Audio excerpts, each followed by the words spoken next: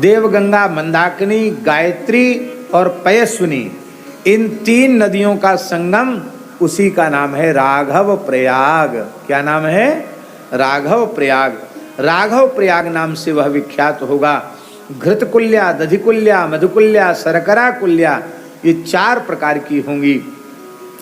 ऋग्वेद, यजुर्वेद, सामवेद, अथर्ववेद नदी रूप होकर के मंदाकिनी में मिल जाएंगे। और यह क्षेत्र कामधेनु के समान शांतिदायक है। जो लोग पितरों की तृप्ति के लिए पिंडदान करेंगे, उनके पितृगण मेरे नित्य धाम में निवास करेंगे। यह तीर्थ दशाश्वमेध यज्ञ से भी अधिक प्रभाव वाला है, संपूर्ण पापों को नष्ट करने वाला है। इस तीर्थ के दर्शन मात्र से लोग पापों से मुक्त हो जाएंगे। आचमन करने से राजसूय यज्ञ का फल प्राप्त हो जाएगा। और कहते जो फल्गु तीर्थ में, फल्गु तीर्थ गया धाम में है, उसमें स्नान करने से जो फल होता है, बृहस्पति का दिन हो, माने गुरुवार हो, पुष्य नक्षत्र हो, द्वादशी तिथि हो, व्यतिपात योग हो, और उस समय कोई राघव प्रयाग में श्राद्ध कर ले, ब्रह्मा जी भगवान कह रहे हैं, तो कहते वह अपने संपूर्ण पितरों को मेरे धाम में प्रतिष्ठित कर देगा, इसमें संदेह नहीं है। करोड़ों गुना फल श्राद्ध तर्पण का ऐसे मुहूर्त में यदि कोई श्राद्ध तर्पण राघव प्रयाग में करे तो उसको प्राप्त होगा। और एक साधन तो इतना अच्छा लिखा है, इतना बढ़िया लिखा है।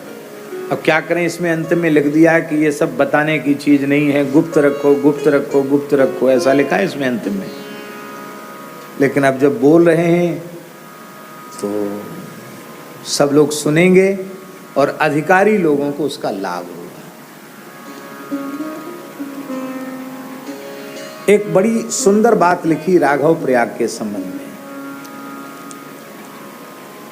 कोई भी व्यक्ति राघव प्रयाग पहुंचे चित्रकूट में और वहां कोई भी एक एकादशी निर्जल करे, तट पर निवास करे, निर्जल एकादशी व्रत करे, और जब द्वादशी तिथि आवे तो राघव प्रयाग में स्नान करके 3 प्रसृति, 3 अंजलि जल पी ले मंदाकिनी जी का, तो उसके हृदय में सदा सर्वदा के लिए रघुनाथ जी प्रतिष्ठित हो जाएंगे। कितना सरल साधन है, केवल करने की जरूरत है। कितनी बढ़िया बात, पढ़ते मन ललचा जाता है। प्रातः स्नात्वा जलम पीत्वा यवगाहन्ति ये नरा एकादशी व्रतं कृत्वा पिबन्ति प्रसृतिस्त्रयम्। 3 अंजलि। तेषां चित्ते प्रविशति मम मूर्तिर्न संशयः। उनके चित्त में मेरी मूर्ति प्रतिष्ठित हो जाएगी, इसमें संदेह नहीं है। और एक विशेष बात लिखिए, अनुपास्य संध्याम काले यत् पापम काल लोभजम क्षणेन तदपाकृत्य ज्ञानवान जायते द्विजः। समय से ही संध्योपासन करना चाहिए, लेकिन काल का अतिक्रमण संध्योपासन में हो जाता है, वह दोष है। उस दोष की सर्वथा निवृत्ति राघव प्रयाग में स्नान करने से, संध्या करने से, और उस दोष की निवृत्ति हो जाएगी। ज्ञानवान हो जाएगा ब्राह्मण, उसको तत्व ज्ञान हो जाएगा। 4 वेदों का अध्ययन करने से, अष्टांग योग के अभ्यास से और संपूर्ण तीर्थों के स्नान से जो पुण्य प्राप्त होता है, वह पुण्य राघव प्रयाग में 3 दिन निवास करने से प्राप्त हो जाता है।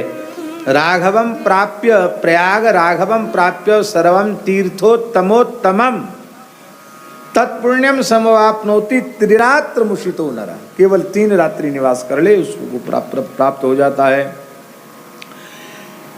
एक बार भी तर्पण संध्योपासन पितरों का श्राद्ध करता है, वह ब्रह्मलोक में पूजित हो जाता है। माई मेरे श्याम